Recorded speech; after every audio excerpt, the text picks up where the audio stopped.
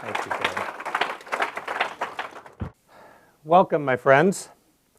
Tonight, what I want us to do is to explore two ideas that are widely understood to be mutually incompatible. Either you believe in religion or you believe in evolution. The problem, of course, for us is twofold. One, most of us are Jews in this room, and Jews don't really have a problem with evolution, except that our Christian friends keep telling us we should have a problem with evolution. Right? And the second challenge is that the amount of information that supports the claim that life has developed sequentially over time and that more complex life has developed from more simple life is simply overwhelming.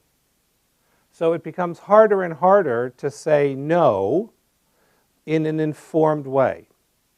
That means that for a lot of people, religion is both pugnacious and in retreat.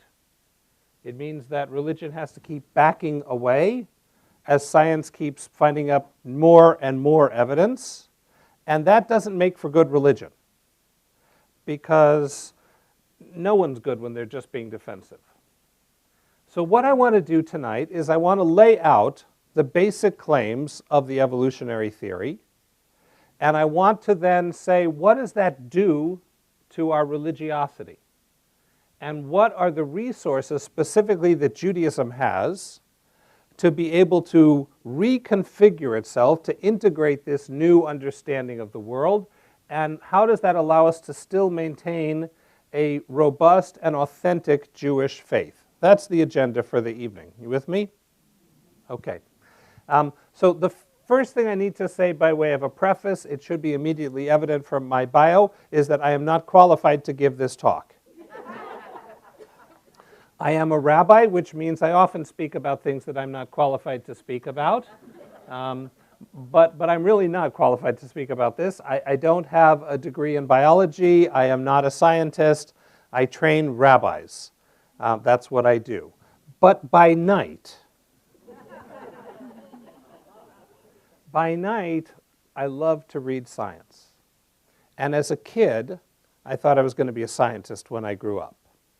And my doctoral work was a kind of return to this childhood love. Being able to integrate contemporary evolutionary biology, cosmology, quantum relativity, cognitive neurobiology, to bring that into the realm of Torah. That's what I do when I'm not being paid. Which, thank God, is not that often, but enough to keep me going. And it's a subject of vital importance to us for one core reason. If your religiosity can't stand in the light of day, meaning if it can't be willing to face whatever information comes your way and have an honest dialogue with it, then it's not much of a religion, right? If your God can only function based on your own ignorance, that's not really a God worthy of much time or attention. So I promise you by the end of this talk, we will at least have made a good effort to find a way to bring some integration. But the second caveat I want to give you is that I am, as rabbis go, very much an Aristotelian rabbi. I need to translate that into English. What that means is there are two kinds of people in the world, in the philosophy world. Right? There are some kinds of people who say if you want to understand the world, you should close your eyes and think about it. Those are Platonic people. I don't mean in the romance sense. They can still be hot and heavy. They do that with their eyes closed too. But an Aristotelian is someone who says if you want to know something about the world, then what you have to do is go out and look at the world.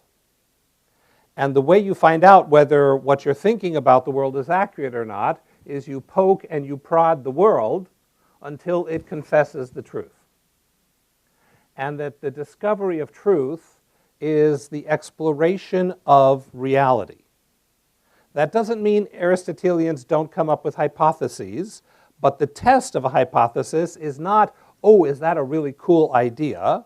There are a lot of cool ideas that are simply not true. Like, for example, rabbis receive all of the honor and dignity that they deserve. Great idea. Not yet true. But an Aristotelian knows that the way you know an idea is true is, does it account for the information? Does it have some predictive capacity? In other words, does it allow you to anticipate what's likely to be the case if you had information in that other realm? And is it coherent with everything else you know? That's by and large what an Aristotelian means by true. You can't step outside your own head to ask, is it really real? All you can ask is it coherent? Is it explanatory? Does it have predictive ability? Right? And the way you know that is not by retreating to your study. The way you know that is by going out in the world and examining it. Right?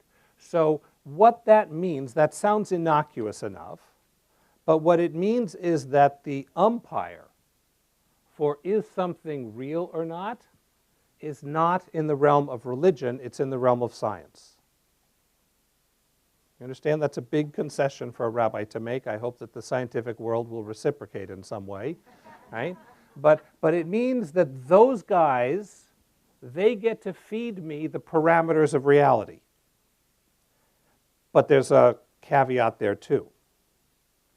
What is science? What do we mean by science? Science is the exploration and description of what is public, replicable, and testable. Everyone with me on this?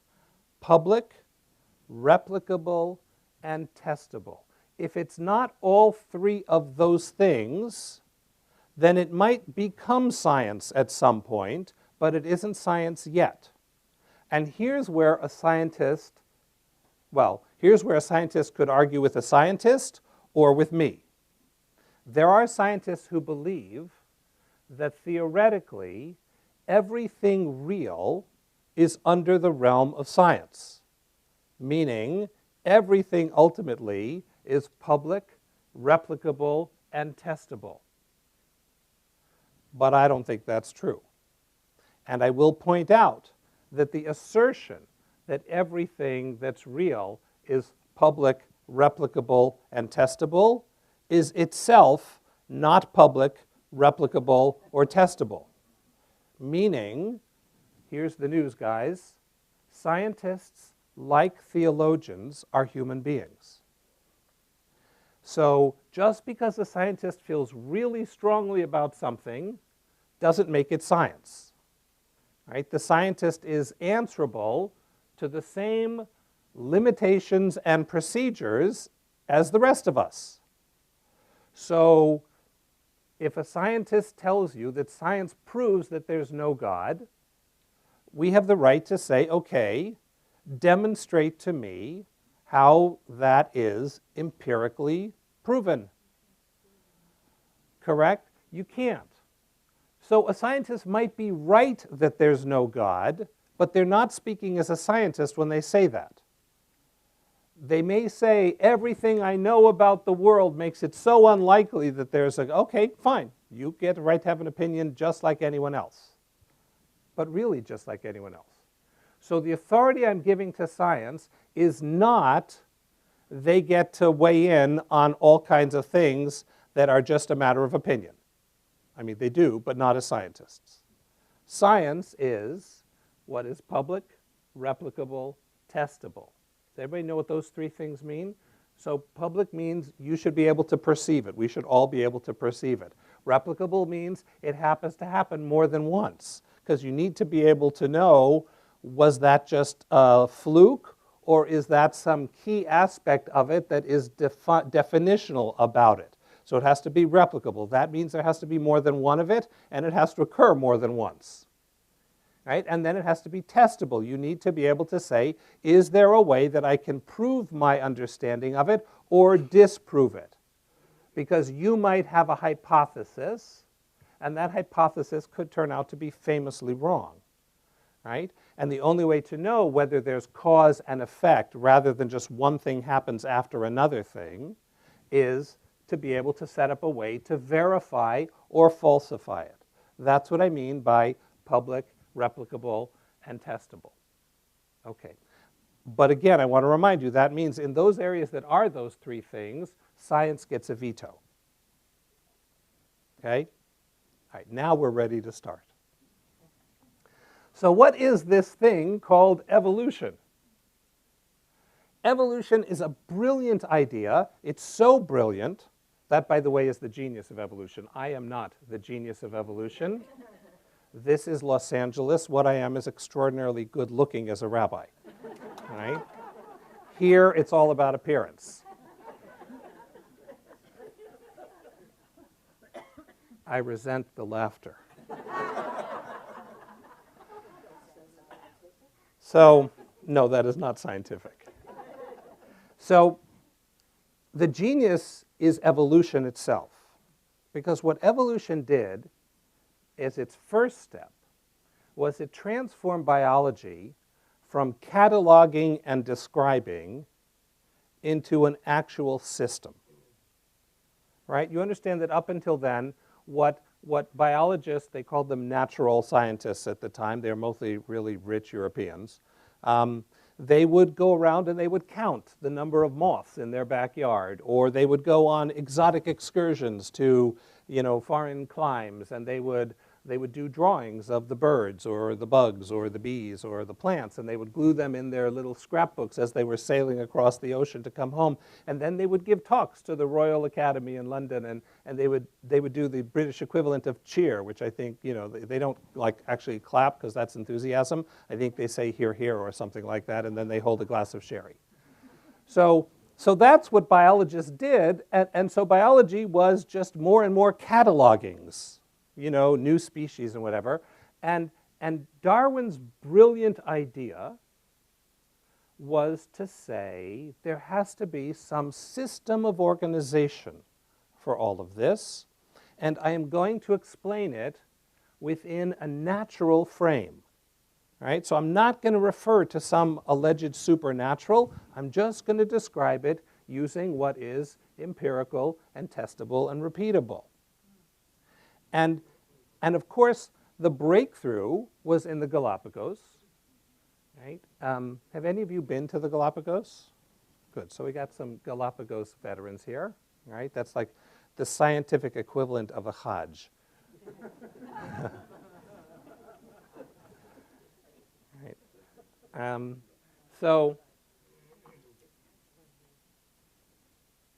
what he found in the Galapagos was that there were minor variations among otherwise related species, and those variations were pegged to location, meaning the finches on one island were slightly different than the finches on another island, but their differences corresponded to the difference in the flowers on the two islands, or to the evolution of the bugs that they ate. My favorite little Darwin trivia. They found a flower that was a 14-foot-long flower. And Darwin hypothesized that somewhere on the planet there was an insect with a 14-foot tongue. Had to be, right? Because think about it. Evolution means that the flower is evolving in such a way that someone is better able to spread its pollen so that it can replicate more. But then someone is evolving to better be able to get at that particular pollen. So it's not that the flower evolves by itself. The flower and the bug are each evolving each other. They're each selecting each other. And sure enough, about I don't know, 15, 20 years after his death, they came home with this dog-sized bug that had a 14-foot tongue that corresponded to the flower. That's pretty impressive, isn't it? All right, so here for Charles Darwin, right? So evolution is the hypothesis, as Darwin explained it, first of all, that all life has common ancestry, right? No exception. All life has common ancestry. And second of all, that life evolves by slow changes and by minuscule changes, most of which are disastrous, some of which are neutral, and very, very, very rarely they happen to provide some small advantage in that particular niche. And because it provides some small advantage, the beneficiary of that change, he didn't know why the changes were. They hadn't discovered genetics yet. So he could explain the phenotype, but not the genotype, right? He could explain the organism itself. He didn't really know why, okay? But he noticed that these animals and plants evolved, and because the ones that were lucky enough to change in ways that were beneficial at the moment were therefore better able to produce offspring that in turn could produce offspring. That's what winning evolutionarily means, right? Anyone, by the way, who brags about their large number of grandchildren is engaging in a Darwinian kind of contest, right? So if you can produce more offspring than the other guy, then the other guy eventually will disappear from the tree of life and become extinct, right? If all of his type becomes extinct and all of your progeny flower and multiply, then they become the winners, although the other thing that Darwin pointed out is evolution could care less, right? Meaning we use purposeful language to describe a blind system. All evolution works on is the ability to produce progeny that produce progeny, right? And that then dictates two things. Because there's not enough resources to go around, life is engaged in a brutal and unforgiving struggle for survival. And the amount of violence and pain and suffering in the natural world is horrifying to imagine. I will give you two for instances, only two.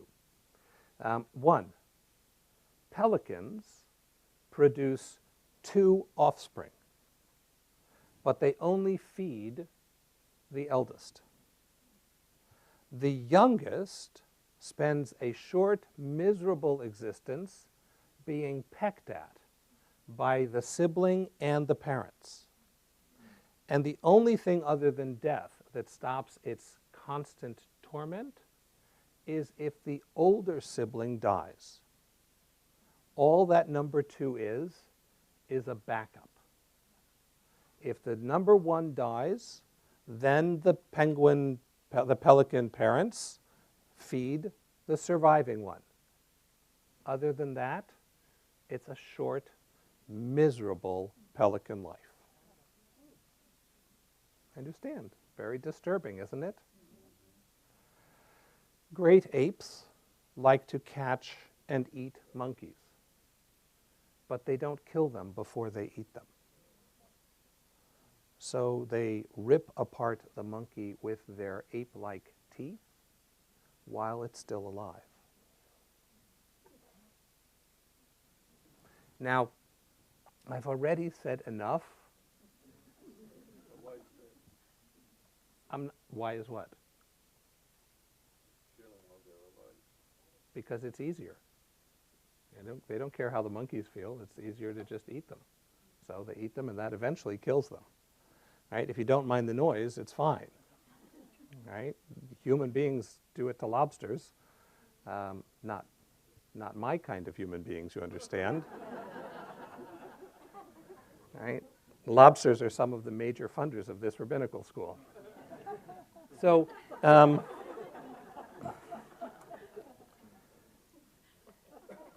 so the amount of cruelty that this system requires, because the resources are not sufficient for everyone to thrive. So any slight advantage that you have for replicating and for your progeny replicating, that will make the difference in whether your line will expand or disappear. Right? So in that brutal competition, natural selection does not refer to conscious choice. It refers to nature selecting out those individuals or branches not capable of reproducing successfully. Everybody with me on that? May I just throw in a word? No, not yet. You may not. So the Darwin's theory was supplemented by Mendel's genetic theory. Right? Everybody's more or less familiar with that. There are arrangements of proteins within the nucleus of the cell. Those proteins encode a tremendous amount of information. Right? And the general way the theory is taught, the DNA tells the RNA what to do. The RNA takes that message, passes it along to the assembly of proteins. The proteins are assembled in accordance with the instruction of the DNA, and that's how it works. Here's the religious challenge. There's no teleology. There's no intended purpose that drives the Darwinian system. In other words, Darwin's system is random. Right? Random in the sense that nobody intended for an intelligent hairless primate to give a talk on biology tonight. Right? And so the world happened to have worked out that way, but it's just happened to have worked out. We're not special in any sense. We're not selected in any sense. We're not chosen in any sense. And in fact, if you take Darwin's system seriously, the dominant idea of God, this creature who is outside of space and time, in complete control and responsible for everything that happens, could only be understood as a monstrosity. Right? How would you explain God to that second pelican? Right? That's not very loving. How would you explain it to the monkey being shredded by an ape? How would you explain it to your loved ones who are suffering the ravages of whatever ravages none of us make it out of here alive? Right? So to assume a God in complete control, that's what drove Darwin away from a belief in religion. Right? Was ultimately seeing all of these, the waste. Nature is profligate in its waste. Right? You ever watch those baby sea turtles scurrying from their hole to try to get to the water? And meanwhile, the birds are saying, okay, dinner served. Right? And it takes hundreds of little baby turtles to get you one or two adults. Right? Nature is wasteful and overwhelmingly violent. Right? That backs you into a corner if you're trying to believe in a loving, all-powerful God who has made the world so that everything that happens for a reason. Right? And then, on top of that, as if that isn't enough, you look at most species that have existed, and most of them don't exist anymore. 99% of all of the species that lived are gone. Gone. So it's hard to imagine an intelligent God, but I want to make one more strike against an intelligent God, and this also comes from Darwinian evolution. And then I'm going to shift gears and talk about some of the challenges and ways to re-understand and complexify the system. I am 55. I tell you this because I tore my meniscus a year ago, which is an ailment common to gentlemen of my stage of life. Right? The reason I tore my meniscus is because knees were developed by amphibians. Right? The first animals to have cartilage and joint in a knee is a frog, right? And a lizard, an amphibian. So knees happen to be a great adaptation if you're only going to live for a couple months in the mud. But evolution is all about recycling, right? It's not about, okay, I want to make a primate who can live to be, I don't know, 80-something and walk around on concrete back erect, so I'm going to start from scratch. No, no, no, that's not how the system works. The system works with, okay, what do I have?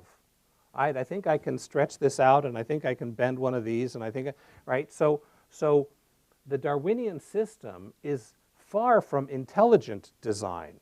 It's moronic design, right? It's the design of someone who's restricted to use whatever's already in the shed, right? So all of our parts are reconfigured assemblages of stuff that was developed for an entirely different purpose, right? These things were never primarily designed to walk around on our backs for 50 years. You never see an ape who walks around on its knuckle saying, oy vey, my back is killing me, right? Because backs, by the way, my dog never has a bad back day either, right? But you try taking a back that's meant to be walked on all fours and you stand like this for 50 years, you're going to have a back problem, right? But that also then makes classical Western religion very hard to take seriously. This God isn't an intelligent designer. This God is a bumbling incompetent, right?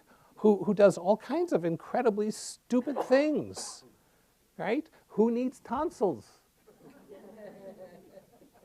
Right? They're just going to take them out, right? So our body is full of all kinds of signs that link us to earlier and simpler life forms, right?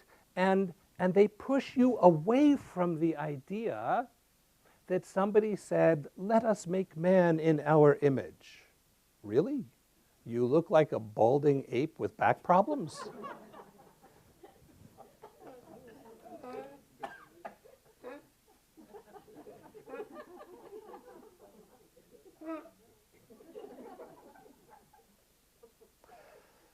Sorry. I know I say things rabbis aren't supposed to say in public. So, and this is me filtering out the really bad stuff. So all life is related. All life has developed without any breaks from previous life.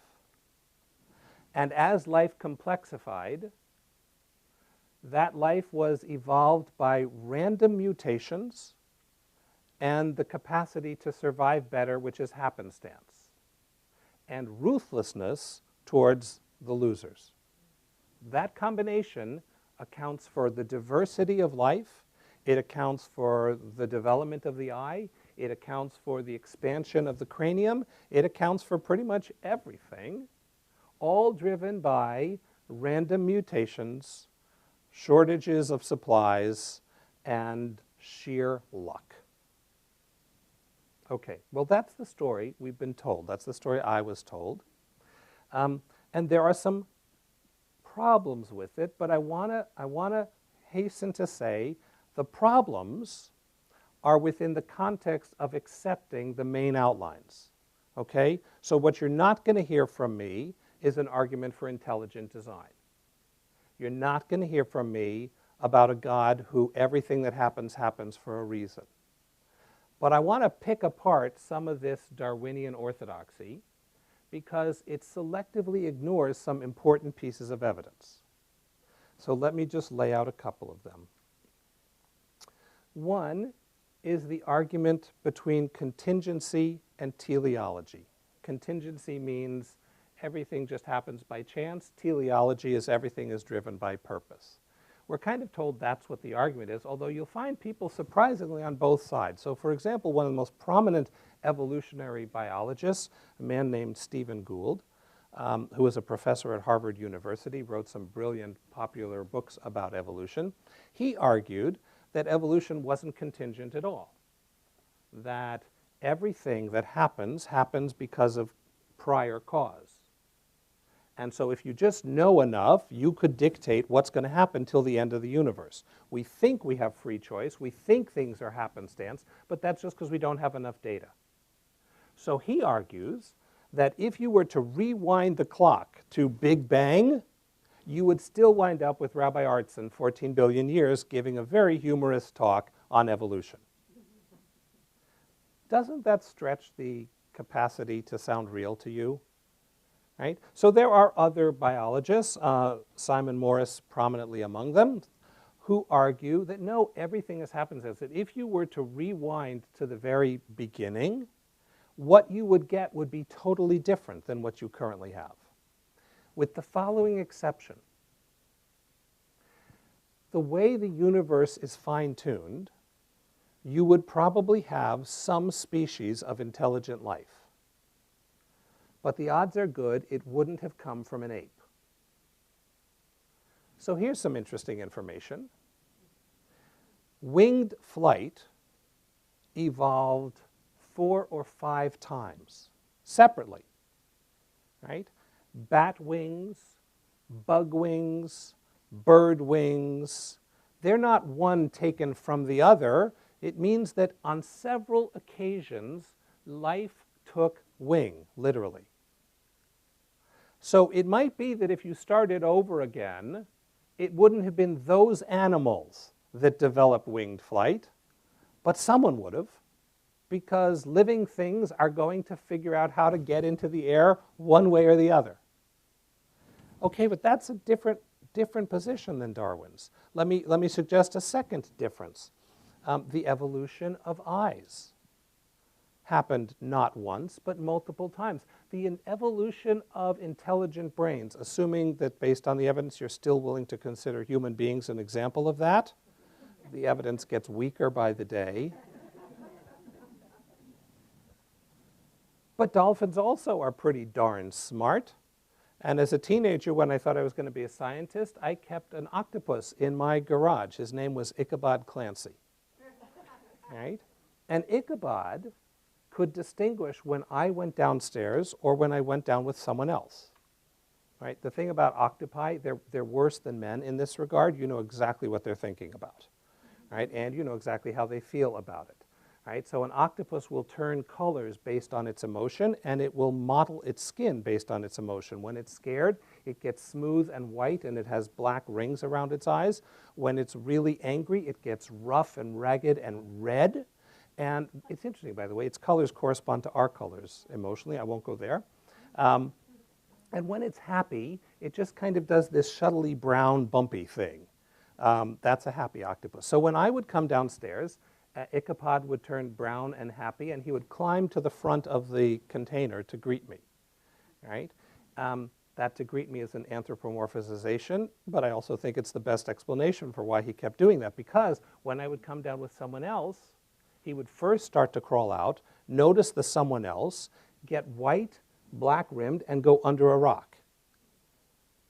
Simplest explanation, he doesn't like strangers. Right? So, but any of you who live with a dog, not so much a cat, but a dog, know that that animal has all kinds of emotions that a generation ago's biologists would have told you you were projecting onto the animal. By the way, today's biologists say the opposite. They say, where do you think you got those emotions from? Right? But I remember as a 15-year-old reading the biology text that said, dogs don't have shame, dogs don't have embarrassment, dogs don't have loyalty, because those are human emotions. And I kept thinking, this person has never lived with a dog. Right? My dog would go to the vet, they would cut off all of her hair because there were too many knots in it. She would come home and crawl under my mother's bed, and she would stay there for 3 days. I knew why. If I had gone to her barber, I'd be under the bed next to her. Right? Well, it took the scientists 20 years to say, not that the theory's wrong, our understanding of it was wrong. That in fact, all of the emotions we've been calling human emotions, they didn't just appear suddenly with us. They started lower down on the evolutionary chain, and they emerged into us. We are continuous with life. Okay, but that means then that evolution looks purposeful. Not in the sense that some guy at the beginning had plotted out exactly how it was going to unravel, but life moves from simple to complex. and moves from less intentional to more intentional, less social to more social, right? And it does so cooperatively.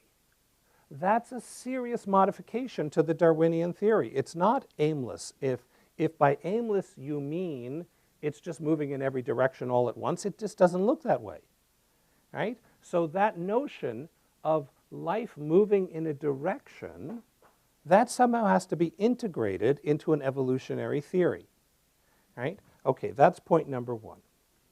Point number two.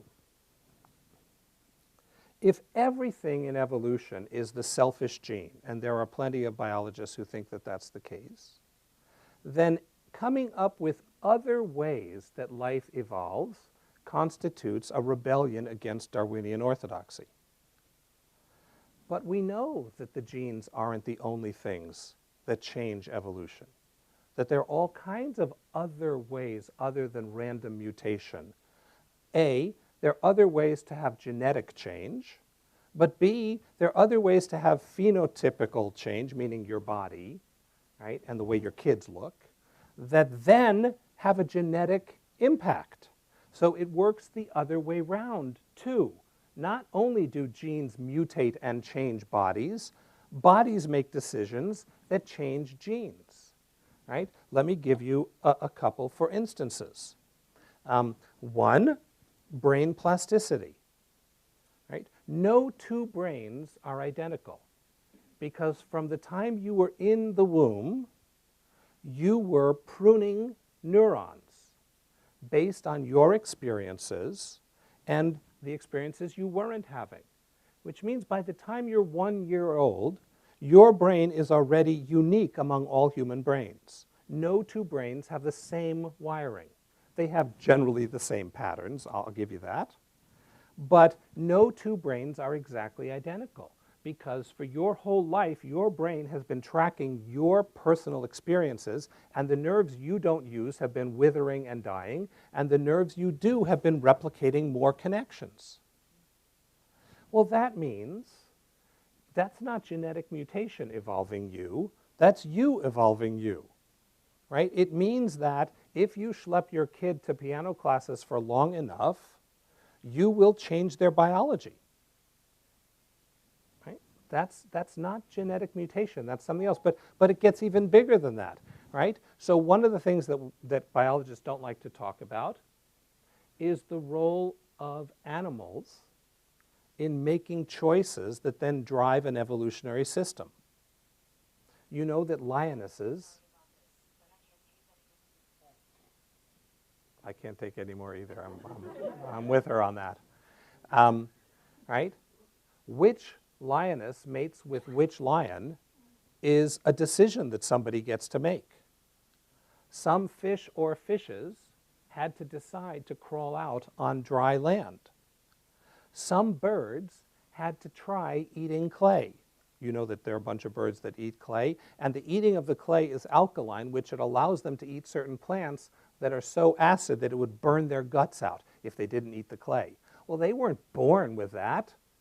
Some really enterprising bird figured it out. You know, if I eat that red stuff over there, then I can eat that really spicy green stuff over there, right? But that then gets passed along, right? Baby birds watch their parent birds doing that, and then they do that too. Well, that shaped their gut, because all of a sudden it became advantageous to eat higher levels of alkaline and acid, and so their intestines are different because of the choices their parents made. That's not random. It's not random. It may not be a guy with a beard in the sky, but it's not random evolution, and it's not genetically driven evolution, right? It's the organism impacting the genes, the whole impacting the part. All right. So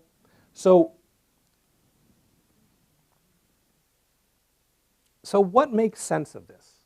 I want to give a little religion, and then I want to close because I know you're going to have things you're going to talk about too. If the only choice we have is, on the one hand, a system in which the only changes happen because of genetic mutation, and that's what changes subsequent generations, and that is completely random, and completely directionless, or a guy in the sky who's in complete control and nothing happens that he doesn't intend, then I want to opt out from both systems. I don't think that's the choice. Right? The God of the Bible is not a God who's in complete control. Right? The God of medieval theology is in complete control, but the God of the Torah is surprised all the time. Right? That God repents of having created people. That God walks through the garden in the heat of the day saying, "Where are you guys?" Right? That God is constantly surprised and constantly requiring us to be partners in the unfolding of our own history. And that unfolding starts at the very beginning. Right? So let's, with modified Darwinian eyes, let's say that what we've acknowledged about Darwinian evolution is that Darwinian enhanced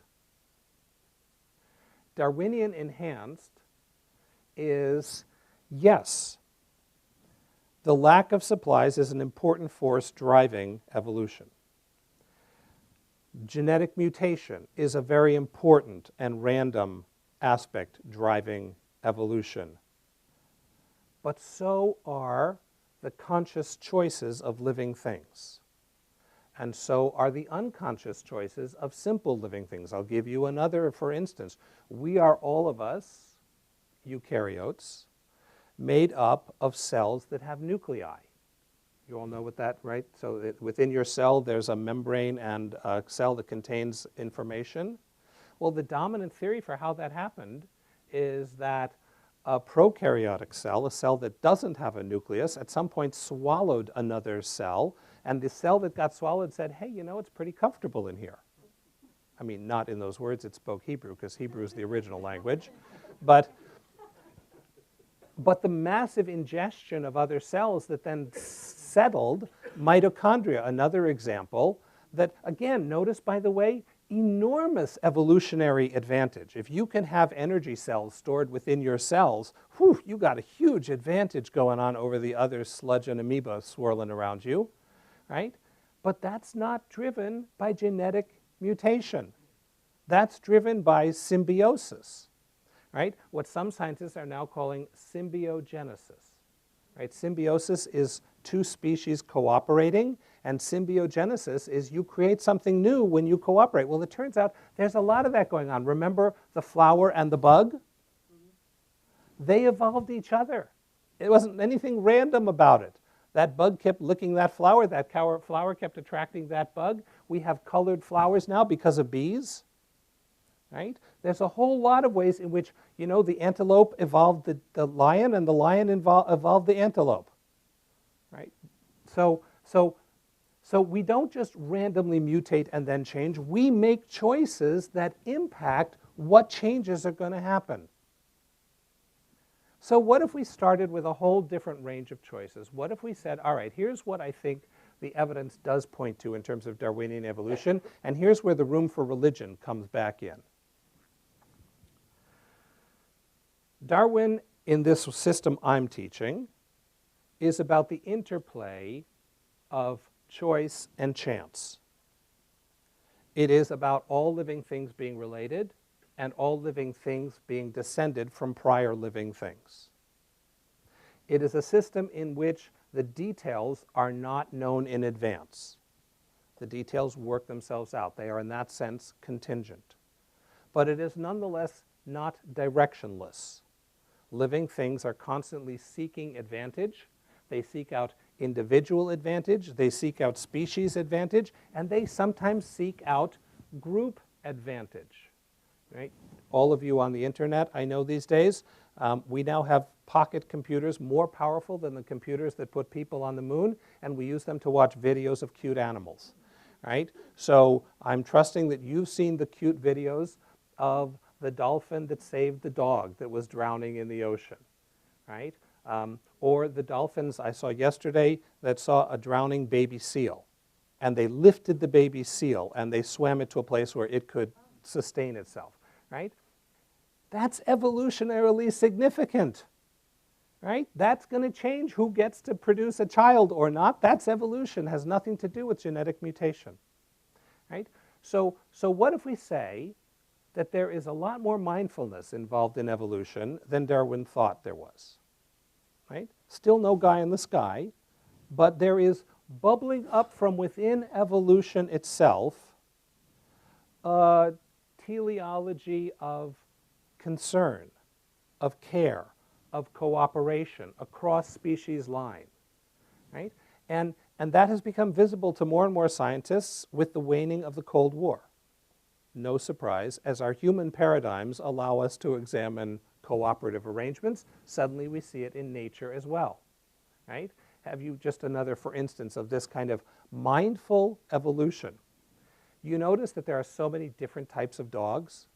Big dogs, little dogs, furry dogs, shaggy dogs, bald dogs, right? Lots and lots of kinds of dogs.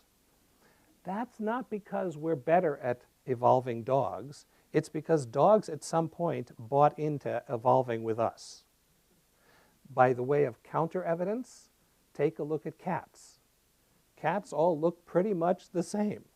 And they look pretty much the same because they're not at all sure that they're really interested in living with us, right? So they're trapped for the moment, but they're still keeping an eye on the door, right? Which means that there has been a dog-human partnership in our coevolution. We are dependent on them, they are dependent on us. Neither of us will survive the extinction of the other. I don't want to live if there are no more dogs, right? Whereas cats, it will take a while for them to notice. That means then that life co-evolves and that evolution is something that happens in relationship, not separately, species by species. So then what if we start with a simple premise? We start with the premise that that part of nature that we know from the inside is us. Okay? I hereby say publicly, I don't believe in the supernatural, right? I think nature is so mysterious and so marvelous that to describe it like a machine is an insult to nature. So nature is sufficiently complex and astonishing that there's no room or need for a supernatural. There's just super, comma, natural, exclamation mark, right? And it's awesome. And if we are an example of purely natural, here's what we know about ourselves. We know that we have mind. We know that we have consciousness. We know that our choices determine our outcome. I have different children because Ilana exercised notoriously bad judgment 32 years ago. And then at least twice on subsequent occasions, right? And had she exercised a different choice in my family, we would have evolved differently, okay? There is choice built in, and it's our choice. So if that's true of us, and we are completely natural, it makes sense, I think, to assume that there is mindfulness permeating nature. People freak out when I say that. So, because you're primates and you like to think you're special. But I want to say there is self-determination at an appropriate level all the way down. It doesn't matter a whole lot at an electron's level. They can't do a whole lot, right? So they're very much dictated by mechanical-like processes. But as you start to rise in the complexity of the natural world, there are more and more implications to one's inner nature. And that emerges into mindfulness, which emerges into consciousness. It's continuous all the way down.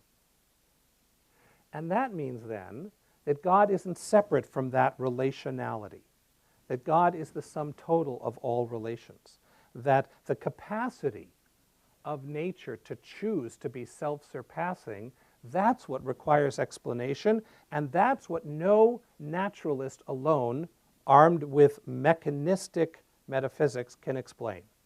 How is it possible in a machine-like universe that operates by the same exact rules for there to be novelty, for there to be increasing complexity, right? Remember I told you that it's science if it's what? If it's public, and replicable and testable. Well, here's the thing about the universe as a whole. It's not replicable, which means it's not testable. So when science talks, it can speak authoritatively about pieces of the universe, but not about the universe as a whole. And despite what science and mechanics tell us, the universe as a whole has been growing more complex for the last 14 billion years. Well, what do you want to do with that? Right? I want to say that that invitational reality that summons us towards connection, that invites us towards greater consciousness and greater relationship, that's what we mean by God. And that invitation is always personal. It's always one at a time. What you need to do to make an optimal next choice is different than what you need to do. So that God is for me very personal, although not a person.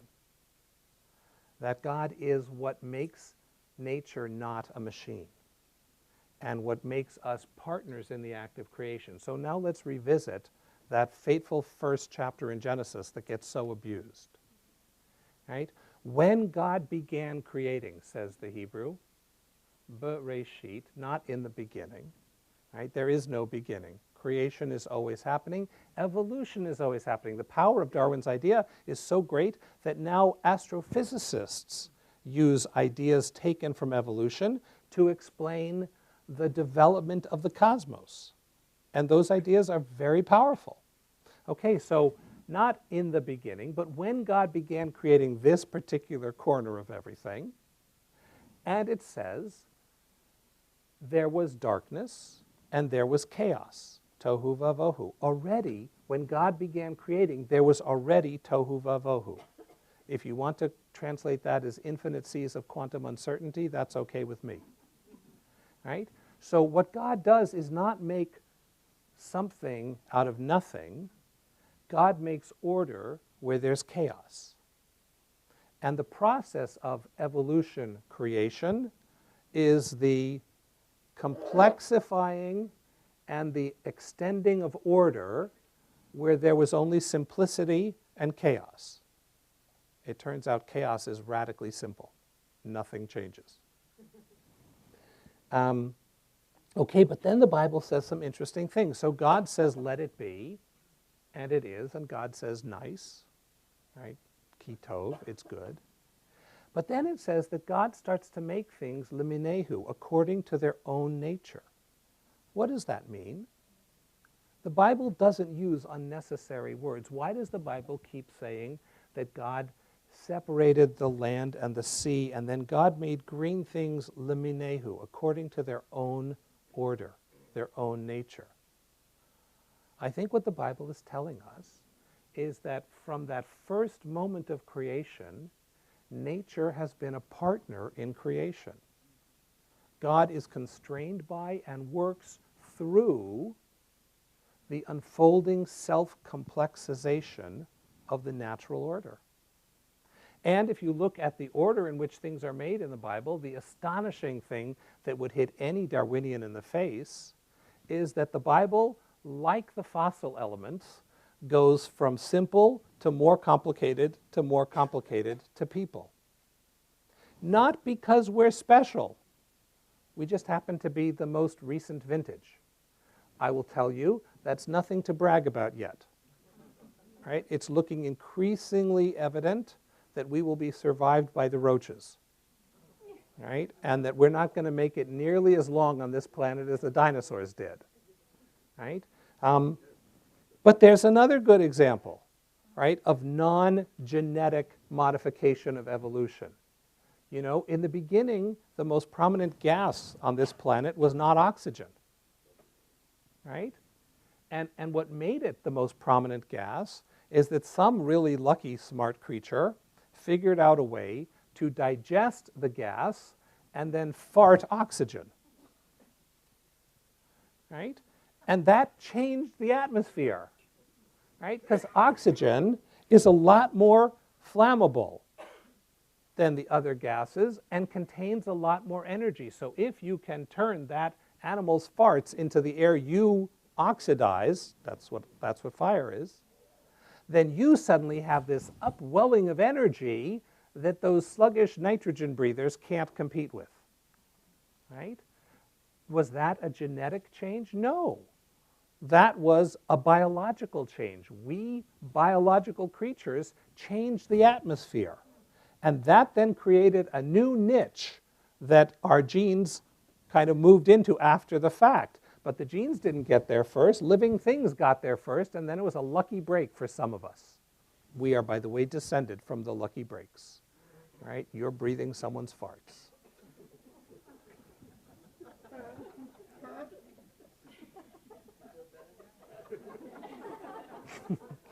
That's so much fun to say. That's why I'm laughing. They're having such a good time. I am. I love this stuff. All right, but isn't that more marvelous than the other story? Right? Isn't that incredible? Right? A God who could have made decent limbs and recycled frog stuff, you know, in my engineering class would get maybe a C- just as a courtesy. Right? But you're not going to get through graduate school if you turn in that kind of work, right? But a God who says to the universe, co-evolve with me. I give you the capacity to be self-surpassing because I, God, am self-surpassing. I give you the capacity to make the rules as you go. And those rules will shift and develop as you move through the world. And genetics will provide a context, and choice will provide a context, and Leminehu, the nature of trees, the nature of ferns, the nature of bugs, the nature of mammals. These are all emergent levels of reality, all of which will have evolutionary implications. So I don't know the outcome, says God. You don't know the outcome, so now let's dance. And so life has been making choices and co-evolving from the beginning. That vision of the divine feels worthy of worship. And so I want to end very personally. If my choice is blind genes in a meaningless, directionless universe, then life is at best a cruel farce. The only really smart people are crazy. Because for you to care about any of the things people care about is literally an act of insanity. You're going to be snuffed out by a meaningless universe. Nothing you do matters. Nothing. But none of you act that way. Even those of you who think that don't act that way. I have friends who are physicists who call me and they worry about what school to put their kid into. Right? And I say, what do you care? First of all, everything you do is predetermined. Right? Second of all, the sun is going to expand and swallow up our planet in 500 million years, so who gives a damn? Right? But that physicist gets up and acts as though the universe is a place of meaning. Maybe because it is. Maybe because it is. Right? And what that allows us for is then God isn't a bully in the sky who could break the rules but doesn't. By the way, there are good reasons why scientists don't believe in a God who breaks the rules, right? Because science is premised on public, testable, replicable. If there's some guy who can change the rules midstream, then you have no basis for any science, right? But a God who works through the system, in the system, by launching the system and then empowering it to self-develop, well, that's a God they can't replicate in Hollywood. That's a God who actually is there with us, telling us that you are not bound by your past. You are constrained by your past, but you can be self-surpassing. You can make choices that are different than your past. You're not simply the sum total of everything that was, right? Some of you know my son Jacob suffers with autism, right? And really he suffers. It's a huge burden. And he triumphs all the time because he doesn't think there's some guy in the sky who picked him to have this, to pay for some imaginary sin. He thinks that the universe is marinating in godliness and that's what allows him to do what the expert says are impossible. So it may be impossible today, but I'm going to try again next week. May still be impossible next week. I'm going to try next month. Last year, Jacob graduated high school with a high school diploma, which all the experts said would never happen. The bumblebee doesn't listen to the physicists before it flies. My son does not listen to the doctors who tell him what his limits are. And my God acts in him and through him in a completely natural way that evolution constitutes as a celebration. If you break out of the unreasonable postulate that the only change is random, that the only change is driven by mutation, if you accept the idea that nature is mindful and that the choices of nature impact the evolutionary process, then you've made enough modifications on the religion side, you made enough modifications on the evolution side, that it turns out both of them strengthen each other. Now, last thing I want to say, does that mean any good evolutionary biologist should be religious? No, it does not. There will be articles for the rest of our lives saying that science has disproven religion and science is now proving religion. Don't bother reading any of those articles. They're all hooey. That's a technical term for nonsense. Right? There are plenty of good reasons to not want to be religious or not want to be spiritual. If you're one of those people, geh gesundheit. You should live and be well. Right?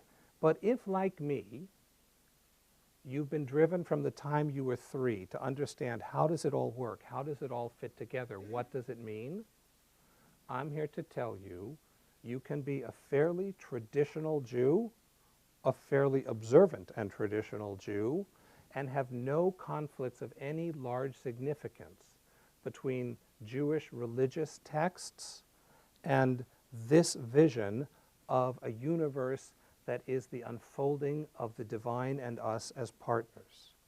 And that's the point I want to leave you with. That is the genius of evolution.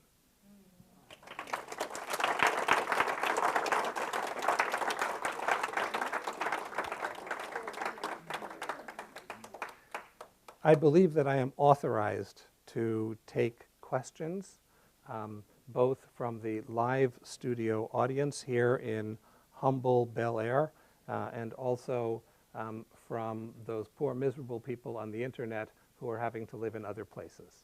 So, so guys in cyberspace, you're welcome to type in your questions, and those of you in real time should not feel excessively disadvantaged. I'm happy to take your questions too, although if you want to take out your cell phones, you could type them in, and then they could read those too. So, yes, ma'am. I have two questions. The one about pelicans. Are you suggesting that pelicans are on their way out and doomed because if only one survives? I'll repeat the question. No, so here's what I want to say. Yes, I will repeat the question, I promise. I'm about to repeat the question. The question is, are you suggesting that pelicans are doomed? That's as close as I could do, I'm sorry. Because if only one of them survives, then there's not enough of them to keep it going. No, this is a brilliant pelican strategy for keeping the species going. Meaning the strategy of having one throwaway kid means there's always a backup.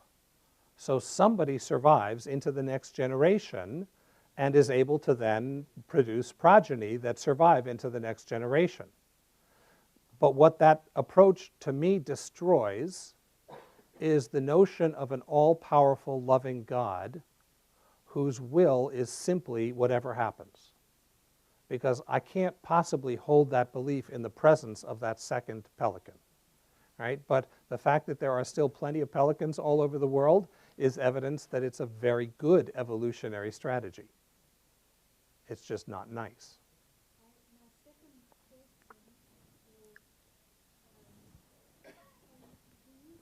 are you perhaps suggesting, because I'm not quite understanding, that perhaps with the cell of every living thing is its own God? No. What I am suggesting, although thank you for the chance to clarify, look, I know I threw a lot at you.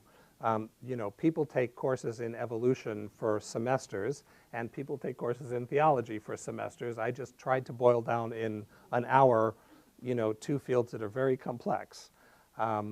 So I'm not suggesting there's a separate God for each cell, but what I am suggesting, the image I want to use is of a universe marinating in God. Let me give you another for instance. So if you believe that God is up there, out there, then what's impossible to understand is if God is up there, out there, then how does God care about you and you and you and you? Like it's just inconceivable. There are a lot of us. But if you take a pitcher filled with ice, and then you fill that pitcher full of ice with water, you don't marvel that the water touches all the surfaces of all the ice cubes, because it's just everywhere. So what I'm suggesting is there's no separation between God and the world, that the world is permeated with God. And therefore it's not surprising that God knows each of us individually in the same way that the water in the pitcher touches all the surfaces of all the ice cubes, because it's always been there. It's not like we have to call God down or call God out. There's nowhere that isn't full of God. That's what I'm suggesting. Yes, sir. Did God speak to Moses in words? Did God speak to Moses in words? No. How So if you take seriously the notion that God works in, with, and through nature, and that there's no other world other than the natural world, then God spoke to Moses the way God speaks to you, which is through your intuition and through your discernment, right? You sit in silence and you yearn for the divine, and then you distill that into words. The words are both yours and God's, right? And that's not to say that we can't mishear God. We certainly can, because our own desires are so pressing that sometimes we mistake what we really want for what God wants. But the fact that we sometimes get it wrong doesn't mean we can't get it right, right? And again, if my portrayal of God is accurate, and I think it is, then it means that you're going to hear God's words and distill them differently than the person next to you, because you will hear those words that are appropriate to you, right? And that God is at all times relating to us, because it's in relationship that evolution happens. It's in relationship that all advance happens. Our identity is purely relationship. None of us exist by ourselves. As the poet says, no man is an island. Yes? The God that you speak, is it the same God that the Muslims have? Well, so here's what I want to say about the Muslims and their God. You know there are a lot of them and very few of us, right? So you can't make a generalization about the Muslims' God any more than I could make a generalization about the Jews' God. In fact, even less, because there are way, way, way, way more of them. So here's what I want to say. No people is absent its saints, and no people lacks for fools, right? There are terrorists who abuse Islam to clothe their violence and their terror. The number one victim is Muslims. So rather than trying to say our side is the good guys and their side is the bad guys, I would rather say there are Jewish schnooks. I don't need to give you examples of that because you're Jews, so you know them. You're related to many of them. Right? And there are Muslim tzaddikim. I have met great, kind, thoughtful Muslim people.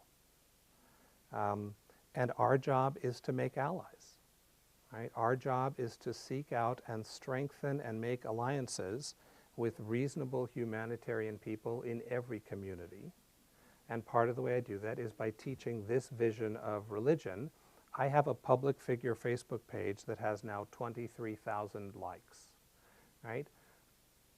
A couple thousand of them are Muslims, really, who don't want to convert. They just think I have something to offer them, and they like the wisdom that I have, right? We need to make allies wherever we can. Yes, someone from Poughkeepsie. Yes, we have a question from Toby, and Toby asks if being purposeful involves having a goal to make decisions toward a specific desired end, what then is nature's goal, the object of nature's mindfulness? Great question, Toby. So the question is, if purposefulness is having a goal, what is nature's goal? So I guess I can't give a simple answer. I can give two complicated answers. The first is some purposefulness involves goals, some doesn't. Right? I'm surely not the only person who wakes up on Sunday morning in a good mood and says, I want to have a really special day today, and then I figure out what that's going to look like. Right? So I don't have a goal in that sense. I just have a general intuition that then I then fill in the details. But if you ask me what is the goal of nature, I would say the goal of nature is to intensify relationship, to intensify experience, to intensify love and justice. And that's what nature has been building towards for the last 14 billion years, and we have the opportunity to be part of it. Okay. Yes. You didn't tell me to say so, but your last book, as far as the evolving, it was really helpful to me. Thank you. As a Holocaust survivor, I cannot wrap my arms around God. Right. And yet, powerful and all that. By you aligning me with Him, it made a big difference. And I'm suggesting to you, if you have not bought and read his last book, Thank you. it makes a lot of sense because the whole discussion you can find there. This is true. Thank you very much. I appreciate that. I didn't pay her yet to say that. All right. The book is called God of Becoming and Relationship. It's published by Jewish Lights. It's available on their website. It's available wherever books are sold. My children need to eat and go to college, so buy several copies of it. But many of these topics are covered in greater depth, and Jewish Lights is in the process of preparing a new volume, which will be on the process of creation, and it'll be about the integration of science and religion. So there'll be a lot more of this in that book. Yes. I have a neighbor who is very, very bright and very anti-religious. And his biggest problem that he always attacks me with, and I feel attacked, is how can you possibly reconcile being a scientist and being Orthodox? How do you answer somebody like that? How can you reconcile science and being Orthodox? So the first thing I have to tell you is that's not my problem. I'm not Orthodox. No, but he's talking about someone who is. I understand. So there are plenty of people who do. There are actually a lot of scientists who are evangelical Christians, fundamentalist Jews, fundamentalist Muslims. They manage to do it. How they do it, I'm not exactly sure. But one of the things they do is by saying science deals with this category over here and religion deals with that category over here. That doesn't work for me. Right? So if that approach works for you, that's fine, but it isn't the one that works for me. I can't remember which category I'm in at any given moment. So and religions do make claims about facts, and science does make claims about meaning. So I don't think that distinction works. I'm much more interested in integration. I'm much more interested in having everything that I know talk to everything that I know in a coherent single narrative, which is why I presented it the way I did tonight. Someone else? Yeah. Ben asks that you've established that God works through nature. What are your thoughts on the Bible 7-day creation narrative? Since God works through nature, what are my thoughts about the 7-day creation narrative of the Bible? I think it's great. I think the Bible is great wisdom literature, and that if you read it for the wisdom that it contains, it's a fabulous book. If you read it as a factual account for the evolution of the world, I think you're abusing the Bible. And it was the Zohar, the classic work of Jewish mysticism, that commented if we were going to write a mere history, we could write a better one. The Bible isn't really interested in how the universe came to be. It's interested in establishing what we should be doing with our time on this earth.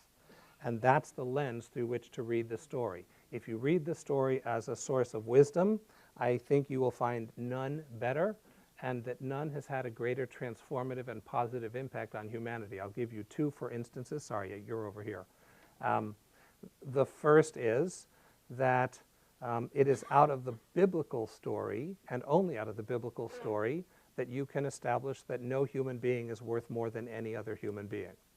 Right? The rabbis understood that the Bible teaches that we all have common ancestry, which means no human being is better than another human being. Right? This in violation of most other ancient religious stories and in violation of many scientific theories. So the notion of human equality, as Thomas Jefferson wisely understood, is because we were created, and that God is the grounding of our equality. And then the Bible also, if you're interested in supporting the labor movement, it's the Bible that gave us weekends. And the notion that laborers need to be paid on time for their work.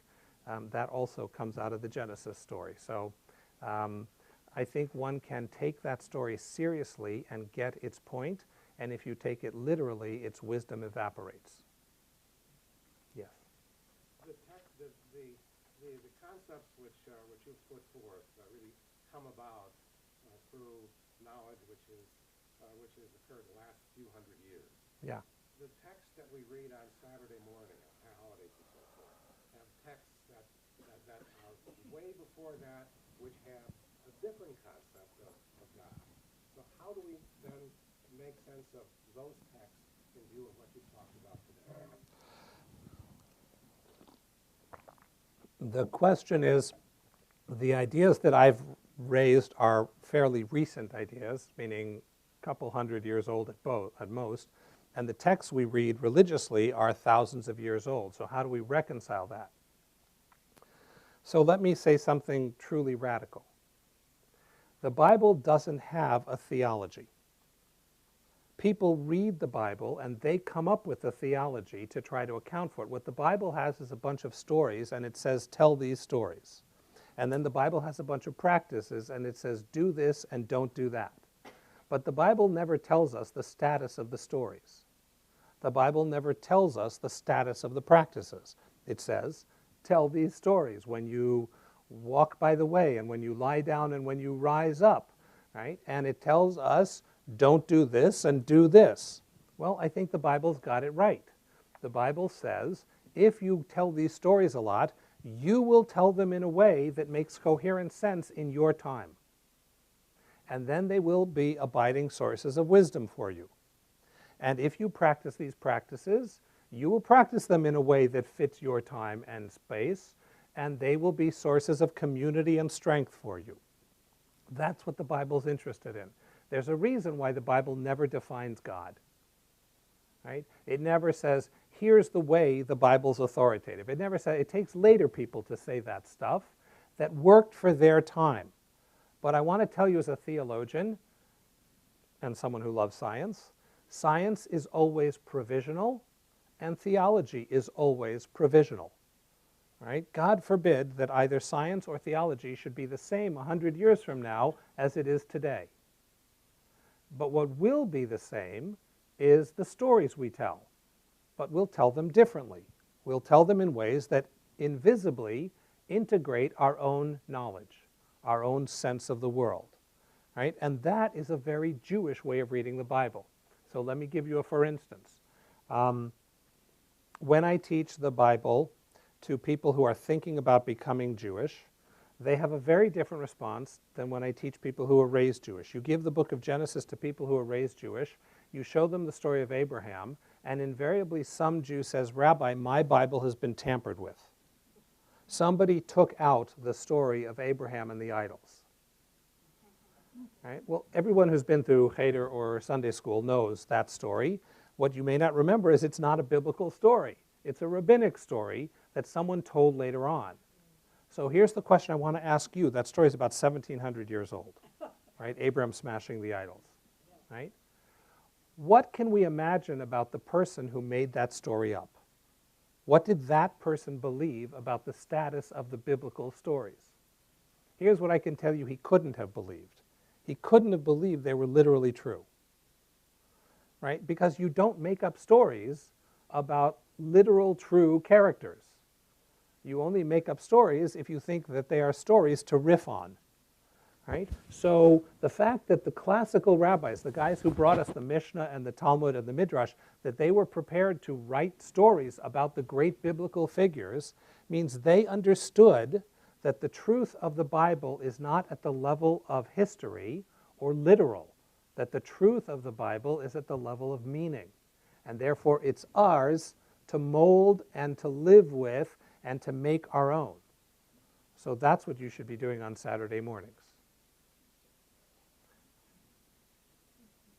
Yes.